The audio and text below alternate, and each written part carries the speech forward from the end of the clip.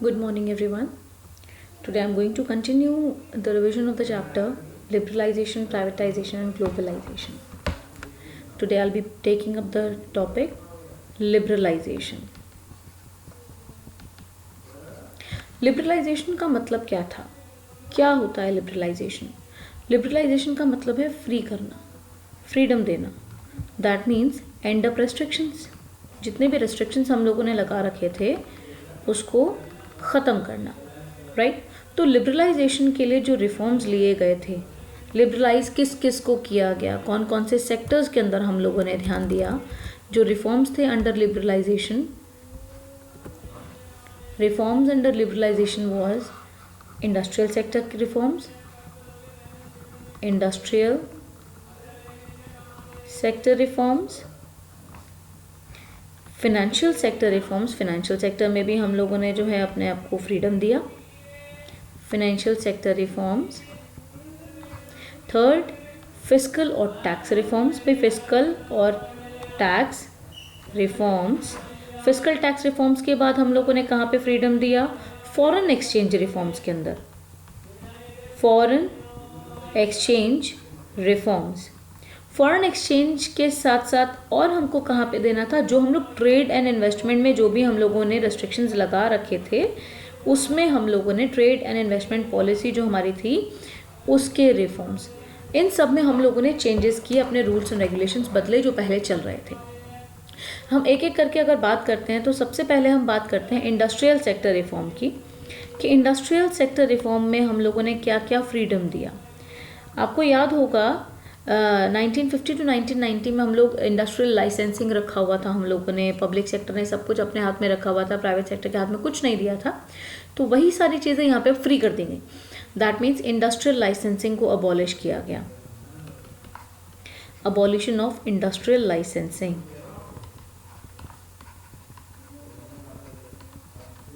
Right? इसमें ऐसा नहीं कि सभी को फ्रीडम दे दिया. वो प्रोडक्ट्स जो हमारी इकोनॉमी के लिए हैजार्डस थे, जैसे आप कह सकते हो अल्कोहल हो गया, सिगरेट्स हो गया, फार्मास्यूटिकल ड्रग्स हो गए, तो एक्सप्लोसिव्स हो गए, इन सब के लिए अभी भी लाइसेंस चाहिए. इनको फ्रीडम नहीं दिया. बाकी सब नॉर्मल जो गुड्स थे उनको फ्रीडम दे दिया गया. दूसरा, गवर्नमेंट ने अपना रूल कम किया. गवर्नमेंट ने जो 17 इंडस्ट्रीज अपने हाथ में रखी हुई थी उसमें से अब सिर्फ 3 अपने हाथ में रखी. Defence, atomic energy and railway, ये अपने हाथ में रखा. बाकी सब जो है वो प्राइवेट सेक्टर के हाथ में दे दिया. तो पब्लिक सेक्टर का जो रोल था वो कम किया गया, जिससे कि गवर्नमेंट अब जो इम्पोर्टेंट एरियाज़ हैं उसमें कॉन्सेंट्रेट कर सके. प्लस एक्सपेंडिचर जो फालतू हो रहा था वो गवर्नमेंट का एक्सपेंडिचर कम हो गया. साथ में जो स्मॉल स्केल इंडस्ट्रीज़ के लिए जो रिजर्वेशन किया हुआ था उसको डी रिजर्व किया, कि भाई ये इतने गुड्स हैं, नंबर ऑफ गुड्स जो सिर्फ स्मॉल स्केल इंडस्ट्रीज़ बनाएंगी वो लार्ज स्केल इंडस्ट्रीज़ नहीं बनाएंगी. तो उसके लिए भी फ्रीडम दिया गया. तो डी रिजर्वेशन किया production by small scale industries, कि अब कोई नहीं, अब कोई भी बना सकता है, लार्ज स्केल इंडस्ट्री भी बना सकती है और स्मॉल स्केल इंडस्ट्री भी बना सकती है. कॉम्पिटिशन दे दिया. Then we talk about price determination. पहले प्राइस फिक्स होता था, गवर्नमेंट फिक्स करती थी उसको. You can say that price ceiling, price flooring होता था. अब जो प्राइस डिटर्मिनेशन दे दिया गया वो मार्केट फोर्सेस के हाथ में दे दिया गया, कि डिमांड एंड सप्लाई के हिसाब से आप जो हैं प्राइसेस को कोट करेंगे. और फिफ्थ, कैपिटल गुड इंडस्ट्रीज़ के कैपिटल गुड्स को इंपोर्ट कराया गया. पहले हम लोगों ने सब कुछ इंपोर्ट बंद कर दिया था, लेकिन अब जो है इसमें फ्रीडम दिया गया कि आप बाहर से advance technology, advance machines, advance techniques आप लेकर आएँ, इंपोर्ट करें. तो ये फ्रीडम हमने दिया इंडस्ट्रियल सेक्टर के अंदर. These were industrial sector reforms. Number second, when we talk about financial sector reforms. अब financial sector we are talking about banks वगैरह, इन्वेस्टमेंट जहाँ पे करते हैं, जहाँ से पैसा कमाई होती है, पैसा हम लोग जमा करते हैं, लेते हैं, कमाते हैं. तो फाइनेंशियल सेक्टर में कैसे कैसे रिफॉर्म्स दिए. सबसे पहला, आरबीआई का रूल कम किया गया. Role of RBI. कहाँ क्या था पहले? आरबीआई रेगुलेटर था. रेगुलेटर से फैसिलिटेटर बनाया गया, कि भी अब जो है हर चीज़ जो है आरबीआई से आप पूछो मत. आप आरबीआई ने जो गाइडलाइंस दी हुई हैं, रूल्स एंड रेगुलेशंस दिए हुए हैं, उसको फॉलो करके आप अपने आप डिसीजंस ले सकते हो. ठीक है, बहुत सारे फाइनेंशियल मैटर्स पे आप जो है डिसीजंस ले सकते हो विदाउट कंसल्टिंग आरबीआई। पहले सब कुछ आरबीआई से पूछना पड़ता था, बट नाउ आरबीआई ने अपना जो रोल है वो कम करके एज अ फैसिलिटेटर वो फैसिलिटीज प्रोवाइड करेगा। Although the guidelines which you have to follow और rules and regulations which you have to follow are definitely made by the RBI only, and if you are following those guidelines, if you are following those terms and conditions, RBI will not interfere in your matter. Second thing, private sector banks को establish किया गया। Private sector banks को establish किया गया so that they can give the competition to the public sector banks. और private sector banks को establish किया गया कि अच्छी सर्विस प्रोवाइड करें, अच्छी फैसिलिटीज़ प्रोवाइड करें, और पब्लिक सेक्टर बैंक्स भी जो है दैट मीन्स जो गवर्नमेंट बैंक्स हैं वो भी कंपटीशन फेस करके वो बढ़िया काम करें और लोगों को अच्छी चीज़ मिले और हमारा जो इकोनॉमी है वो कहीं ना कहीं ग्रो करे। तीसरी चीज़, जो फॉरेन इन्वेस्टमेंट थी उसको उसके ऊपर रिस्ट्रिक्शन थी। अब उस रेस्ट्रिक्शन को भी हटाकर 50% तक उसकी लिमिट को बढ़ा दिया गया। पहले फॉरेन इन्वेस्टमेंट, फॉरेन के लोग यहाँ पे इतना ज़्यादा इन्वेस्ट नहीं कर सकते थे। इन्वेस्ट करने का मतलब थोड़ी सी मालकाना लेना, इनकम ज़्यादा लेना। तो अब जो है एज इन मर्चेंट बैंकर और म्यूचुअल फंड्स हो गए, पेंशन फंड्स हो गए, इनमें इन्वेस्टमेंट की जो लिमिट थी वो कम थी और अब वो बढ़ाकर 50% कर दी गई थी। चौथा, अगर किसी भी बैंक ने अगर कोई ब्रांच खोलनी है तो अब उसे आरबीआई से परमिशन लेने की नीड नहीं है। वो अपने जो पुरानी ब्रांच है उसके साथ जो है नई ब्रांच को भी खोल सकते थे। तो सेटिंग अप न्यू ब्रांचेस, पहले न्यू ब्रांच खोलने के लिए किसी भी बैंक को पहले आरबीआई से अप्रूवल लेना पड़ता था, बट अब इसकी नीड नहीं है। So these were the financial sector reforms, जो फ्रीडम हम लोगों ने फाइनेंशियल सेक्टर में दिया। नेक्स्ट कम्स फिस्कल और टैक्स रिफॉर्म्स।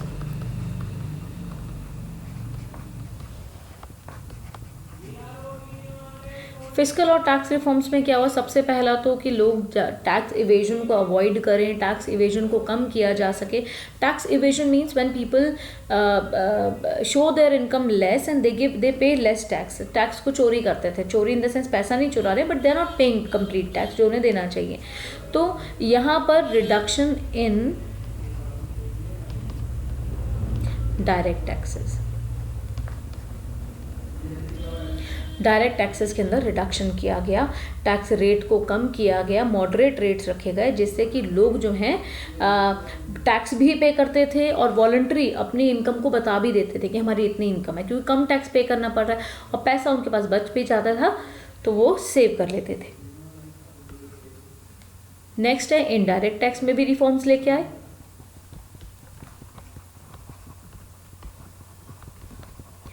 इनडायरेक्ट टैक्सेस भी बहुत ज़्यादा कॉम्प्लेक्सिटीज़ थी, इतने सारे टैक्सेस थे, उन सबको भी कम किया गया, लिमिटेड किया गया, परसेंटेज को कंट्रोल किया गया, जिससे कि लोग जो है पे करें।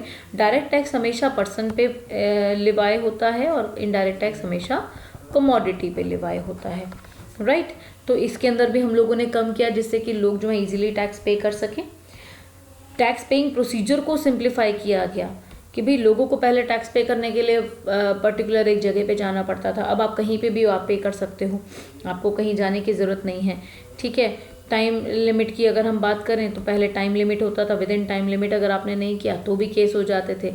तो अब जो है टाइम लिमिट का भी जो है आपको मिल जाता है बेनिफिट, थोड़ा सा टाइम लिमिट भी इंक्रीज़ कर दी जाती है, लास्ट डेट बढ़ा दी जाती है थोड़ी सी, राइट।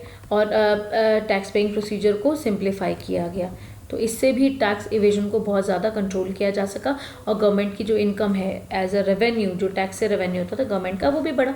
और आज की डेट में तो आप जानते ही हैं गुड्स एंड सर्विसेज टैक्स आ गया है, वन टैक्स वन नेशन, ठीक है ना, one nation one tax one market, एक ही टैक्स है, आपको पे करना है, तो बहुत ज़्यादा कॉम्प्लेक्सिटीज़ ख़त्म कर दी गई। Goods and service tax act आया था 2016 में, लेकिन जो जीएसटी जो लागू हुआ था came into effect from July 2017, right. तो these were fiscal tax reforms.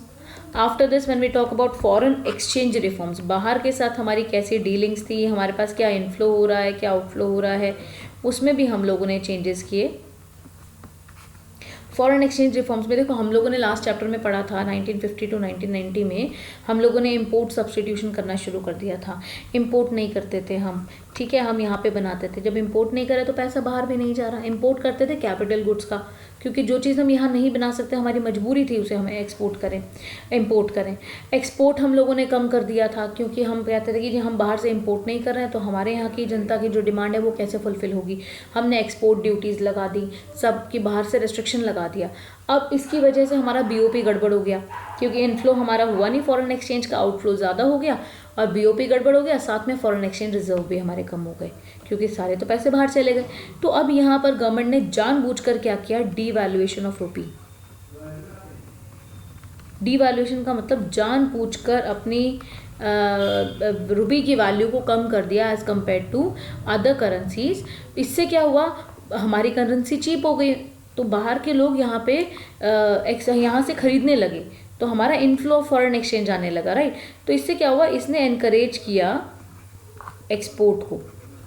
Export हुआ तो इनफ्लो बढ़ा, इनफ्लो इंक्रीज हुआ, और डिस्करेज किया, क्योंकि अब हमारी करेंसी चीप है तो बाहर की हमें महंगी मिल रही है, इंपोर्ट को डिस्करेज किया, तो आउटफ्लो जो है वो हमारा कम हो गया। इससे हमारा फॉरेन एक्सचेंज रिजर्व्स भी बढ़े और हमारा जो अनफेवरेबल बीओपी था वो भी हमारा बैलेंस होने लगा। दूसरा, हम लोगों ने फॉरेन एक्सचेंज रिफॉर्म्स में क्या लिया था कि जो हम फॉरेन एक्सचेंज रेट तय करते थे वो पहले फिक्स्ड वाला था। Fixed in the sense government fix करती थी अकॉर्डिंग टू गोल्ड स्टैंडर्ड्स, तो अब उसको हम लोगों ने चेंज करके क्या किया, फ्लेक्सिबल किया। फ्लेक्सिबल का मतलब अब जो है मार्केट फोर्सेस डिसाइड करेंगी कि किस करेंसी की डिमांड ज़्यादा है, किस करेंसी की सप्लाई ज़्यादा है, उस हिसाब से फॉरेन एक्सचेंज रेट। तो अर्लियर क्या होता था, फिक्स्ड सिस्टम था, गवर्नमेंट फिक्स करती थी। अब नाउ फ्लेक्सिबल आ गया। कैसे डिसाइड होगा, market forces of demand and supply. तो ये थे हमारे फॉरेन एक्सचेंज रिफॉर्म्स। और लास्ट हमारा आ जाता है trade and investment policy reforms. हमने अपने ट्रेड में क्या क्या चेंजेस किए।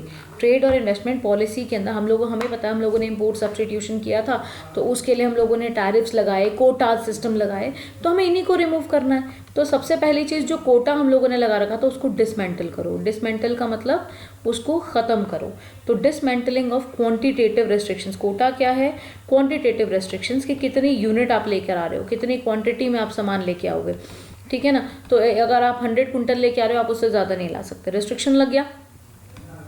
तो जो हमारे इंपोर्ट्स एंड एक्सपोर्ट्स पे जो कोटा सिस्टम था उसको हटाया गया कि आप क्वांटिटेटिव रेस्ट्रिक्शन नहीं लगाएंगे, आप मैन्युफैक्चर कंज्यूमर गुड जितने मर्जी आप इंपोर्ट करो, एग्रीकल्चर प्रोडक्ट्स आप जितने मर्जी इंपोर्ट करो। स्टार्टिंग में लिमिटेशन थी एग्रीकल्चर प्रोडक्ट्स पे, लेकिन अब अप्रैल 2001 में बिल्कुल ही आप ध्यान से सुनेंगे, अप्रैल 2001 में एग्रीकल्चर प्रोडक्ट्स पे तो फुल्ली रिमूव हो गए थे कि कोई कोटा नहीं है, आप जितना मर्जी आप इंपोर्ट कर सकते हैं। दूसरा, टैरिफ्स को कम किया गया। ऑब्वियसली ऐसा नहीं है कि टैरिफ्स लेते नहीं हैं, टैरिफ्स आज भी लगते हैं, लेकिन टैरिफ रेट्स को कम किया गया, राइट।